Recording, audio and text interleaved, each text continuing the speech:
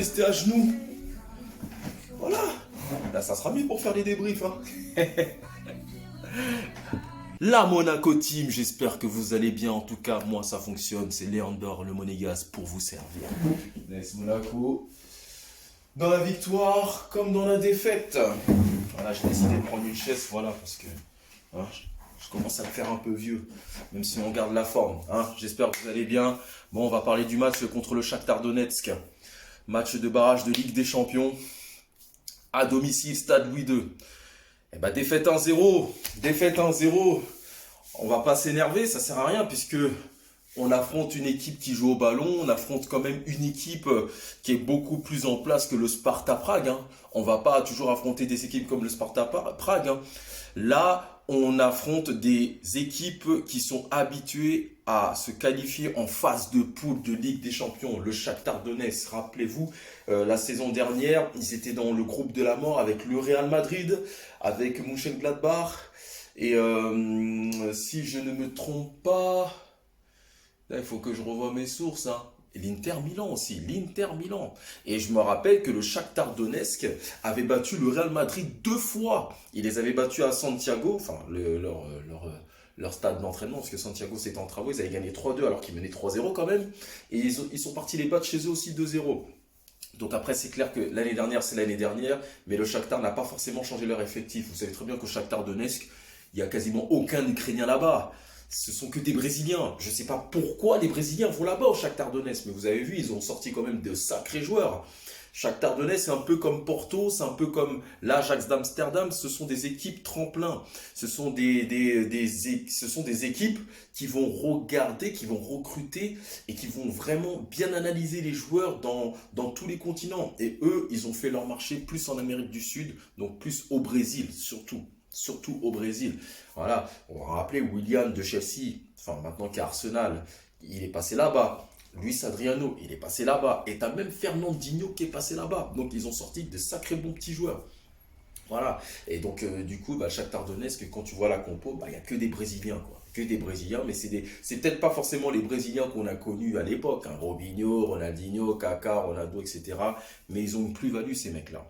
Ils ont une plus-value. Et la plupart de ces Brésiliens-là, ils ont joué ensemble au pays. Donc, c'est déjà une équipe qui est quand même assez complémentaire. Et en plus, ils ont un nouveau coach qui était le coach de Sassuolo, de Serbie, qui a ramené sa politique de jeu. Et au final, ça a fonctionné, ça a payé.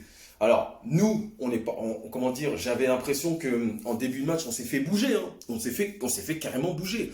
On s'est fait bouger par le latéral qui était quasiment le seul Ukrainien avec le gardien. Le seul Ukrainien, je ne sais plus si c'est Matiplienko, je ne sais pas quoi, je ne sais même plus c'est quoi son nom. Il nous a fait la misère sur le côté. Le mec était limite en ailier. Il était limite en ailier. Moi, ce que je ne comprends pas, c'est que là, on a joué à réaction. On a attendu de concéder le premier but pour pouvoir jouer. Quand je vois le but qu'on se prend, je me suis dit, on va s'en prendre. On va s'en prendre parce que défensivement, on n'est pas assez agressif, on n'est pas assez dedans. Et quand on est trop dedans, on fait des fautes. On n'arrive pas à récupérer le ballon proprement. C'est ça qui est vraiment dommage. Là, on va dire qu'en milieu de terrain, il n'y avait pas assez de récupérateurs. On était en place, mais spectateurs en même temps. Et c'est ça que j'ai trouvé relou. C'est ça. Du coup, talent fort de Pedrinho, je ne sais pas comment il fait. Le mec, il passe à travers notre milieu de terrain et notre défense, quoi. Putain, Maripane, Badiachil, et je ne sais pas qui c'est qui le bouscule par derrière. Je ne sais pas si c'est Tchouaméni ou si c'est Gelson Martins. J'ai pas compris le but, quoi. Franchement, même quitte à faire faute à côté de la surface, j'ai bien dit à côté de la surface, c'est pas grave, faisons faute. Mais le laisser passer comme ça, tu mets un coup d'épaule juste comme ça, histoire de... Non, je suis pas d'accord, ça. Tu dois mettre le coup d'épaule. Tu dois le mettre, celui-là. Tu dois le faire tomber. Parce que le football, avant tout, c'est un combat. C'est un combat. Tu dois être physique. Si tu dois le faire tomber, fais-le tomber. Quand c'est de la faute, c'est pas grave. Prends un carton jaune, c'est pas grave, il n'y a pas de souci. Mais on ne doit pas se prendre un but comme ça. Pedrinho qui est là, qui commence à faire je sais pas quoi, un dribble, un double contact, tac, tac, tac, il tire, but. Qu'est-ce que tu veux que Madjeki fasse? Madjeki, c'est le seul joueur qui a fait son match. Il a fait son match, Madjeki.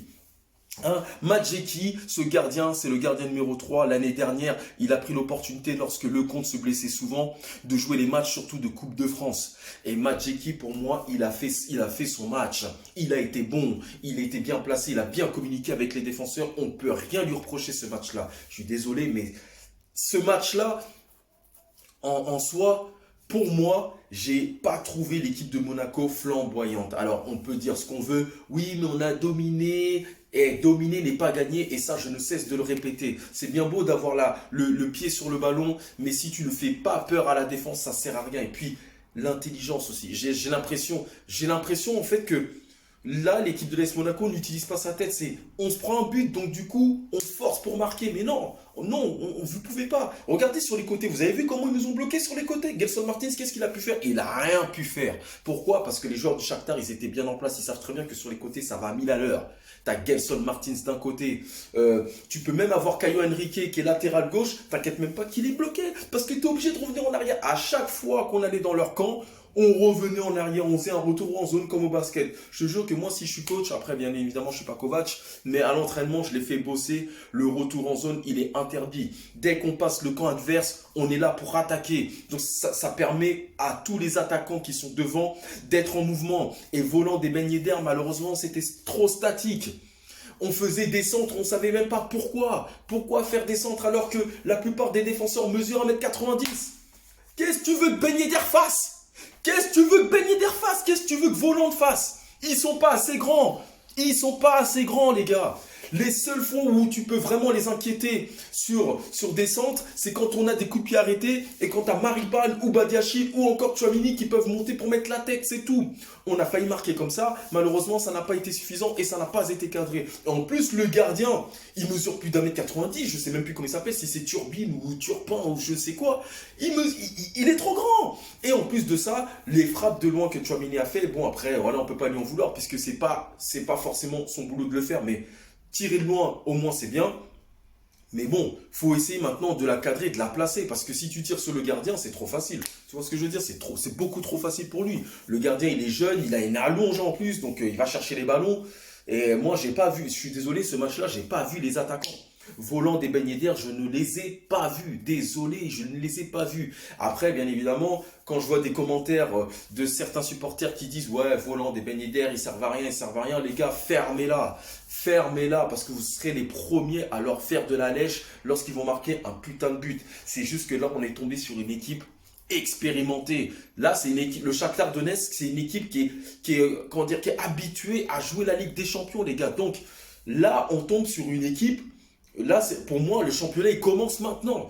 On affronte le Shakhtar Donetsk, ça nous permet de nous mettre en place. Et je voudrais dire aussi, heureusement que le but à l'extérieur est enlevé. Mais après, bien évidemment, si tu vas là-bas et que tu marques, c'est la même chose. C'est la même chose. Mais c'est juste que maintenant, les buts à l'extérieur ne comptent plus. Donc, du coup, maintenant, comment dire, il y aura du suspense jusqu'au bout. Tu vois, il y aura du suspense jusqu'au bout. Et vaut mieux les jouer maintenant. Parce que quand tu joueras en hiver contre eux, gars, tu vas souffrir. Tu vas souffrir, mec. Tu vas jouer avec des patins. Tu vas faire du hockey sur glace, mon frère. Ah, je te le dis. Donc, vaut mieux les jouer maintenant. Mais c'est pas normal qu'une équipe comme le Shakhtar, qui joue seulement que 15 minutes, 15 ou 20 minutes dans le match, et ensuite, ils ont fait que défendre. C'était que de la mise en place. Que de la mise en place. Et nous, qu'est-ce qu'on fait? On fait tourner. Comme si on menait, hein. Comme si on menait. C'est ça que j'ai pas compris. Les gars, il faut de la percussion, plus d'agressivité, plus de percussion. Tchouaméni, Fofana, essayez de casser des lignes. Vous saviez le faire en Ligue 1. L'année dernière, vous saviez le faire. Pourquoi vous ne l'avez pas fait? Casser des lignes. Mais toujours centré, centré, centré. Mais quand tu as des défenseurs comme Tété, tout ça, qui mesurent 1m90, mais c'est trop facile pour eux. Maicon, pareil, le mec, il est normal, tranquille. Et les mecs, ils ont commencé le championnat avant nous. Ça veut dire qu'ils déjà, ils ont des matchs, ils ont plus de matchs que nous. Mais en plus de ça aussi, comment dire, ça aurait permis de les fatiguer. Alors, tu vois, 0-0, ça aurait été super. Même si, bien évidemment, il n'y a pas les buts à l'extérieur, tout ça, qui comptent plus, ça aurait été super. Parce qu'au moins, on ne sera pas en retard. On n'aurait pas couru après le score. Mais là, c'est un peu plus compliqué. Parce que là, tu perds 1-0 sur, on va dire, deux des seules occasions qu'ils ont, quoi. Nous, on a une occasion, c'est la frappe de Tchouaméni qui est bien placée. Mais malheureusement, tu as le goal qui a une allonge de fou. Et tu as aussi Boadou qui est rentré. Et Boadou qui met une frappe sur le poteau. Mais mis à part ça, il n'a pas proposé grand-chose non plus. Pas proposé grand-chose. Je suis désolé les gars. Mais là, il va falloir un peu plus d'agressivité. Plus d'agressivité les gars. Plus d'agressivité. Et aussi, il y a quelque chose que je peux reprocher à Kovac, c'est de mettre des joueurs d'expérience. Là, si vous voyez bien dans toute l'équipe, dans toute la composition, quel est le joueur qui a le plus d'expérience en Ligue des Champions? Il n'y en a pas, il n'y en a pas. Après, on va me dire Ben Yedder, mais Ben Yedder, il n'allait pas en Ligue des Champions chaque année.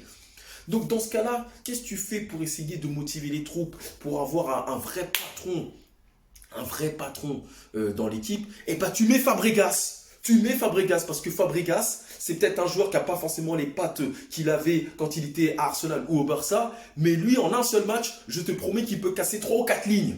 Il peut te casser 3 ou 4 lignes. Et lui, il a la vista. Et lui, il a l'expérience Ligue des Champions. Il sait comment ça joue. Alors Kovac, si tu fais pas le con, si tu fais pas le mendiant, hein, mais Fabregas, la semaine prochaine, mets-le. Fabregas, je pense que c'est la solution. Après, vous me direz en commentaire ce que vous en pensez. Mais Fabregas, pour moi, c'est la solution parce que c'est quelqu'un, c'est un vrai passeur. C'est un très très bon passeur. Alors, à la rigueur, tu peux le mettre en deuxième mi-temps. Mais il faut le mettre, ce mec-là. Parce que ce mec-là, Fabregas, c'est un joueur d'expérience. C'est un joueur qui sait comment ça se joue, ces matchs-là, tu vois. Il le sait. Donc, voilà. Maintenant, il faut vraiment se relancer parce que là, c'est la dernière ligne droite avant la Ligue des Champions. Vous vous en rendez compte? Ça veut dire que après la semaine prochaine, il y aura les tirages au sort. On sera certainement chapeau 4 si on se qualifie, bien sûr. Mais il faut gagner là-bas. Et ça va être très, très compliqué. Ça va être très dur. Là-bas, à Donetsk, en Ukraine, ça va être très dur. Très, très dur. Il n'y a pas beaucoup d'équipes qui gagnent là-bas. Même les Real, tout ça, ils ont du mal. Toutes les équipes ont du mal à gagner là-bas. Et c'est aussi dû au climat, mais c'est chez eux aussi, tu vois, ils ont la fierté de gagner chez eux. Voilà. Donc, c'est un match vraiment, comme j'ai dit, ça manque d'expérience et ça manque d'agressivité. Et le Shakhtar en a profité. Et pourtant, le Shakhtar n'a rien fait de la deuxième mi-temps. Ils ont juste fait de la mise en place, ils ont géré le score parce qu'ils savaient très bien que niveau conditions physiques, ils étaient rincés. Et nous, on est beaucoup plus physique qu'eux, beaucoup plus athlétique qu'eux. C'est vraiment dommage d'avoir perdu ce match-là. Encore à la rigueur 0-0, ça m'aurait arrangé. Mais là, tu perds 1-0, c'est un but de retard. Mais bon, ceci étant dit, ça se rattrape très vite. Mais il faudra plus d'agressivité offensivement et plus de spontanéité. Voilà, c'est trop stéréotypé notre jeu. Gelson Martins, on sait que ça va à 1000 à l'heure. Caio Henrique, on sait que ça dédouble tout le temps. Tu vois, même Sofiane Diop, voilà, à la rentrée un peu timide, mais ça va. Sofiane Diop, il commence à prendre ses marques aussi, tu vois. Et défensivement, il faut que ça soit plus costaud, les gars. On n'a pas le droit de se prendre un but comme ça, les gars. C'est pour ça qu'on fait appel à un défenseur plus expérimenté aussi. Et je dis pas que nos défenseurs sont nuls, mais je dis seulement que nos défenseurs, voilà, il y a trop de maladresse, C'est vraiment dommage d'avoir perdu ce match-là encore une fois. Mais là, il va falloir commencer à gagner des matchs, que ce soit en championnat ainsi qu'en Ligue des Champions. On ne peut pas prioriser quelque chose, les gars. On ne peut pas. Parce que le truc, c'est qu'on prend du retard en championnat, on n'a que 1 point. Et là, en Ligue des Champions, on perd. Donc, du coup, on est gagnant sur quoi? On est gagnant sur rien du tout, les gars. Rien du tout. Donc là, on joue contre Lens samedi. Lens, alors ok, Lens a fait match nul la semaine dernière contre Saint-Etienne in extremis. Ceci étant dit, Lens, ça reste quand même une bonne équipe. Et là, c'est plus un promu. Donc là, il n'y a plus d'excuses. On joue à domicile en sachant que l'année dernière, ils nous ont quand même frappé 3-0 en une mi-temps. Donc les Gaël Kakuta, les Ganago, tout ça là, va falloir les stopper tout de suite, ces mecs-là. D'accord?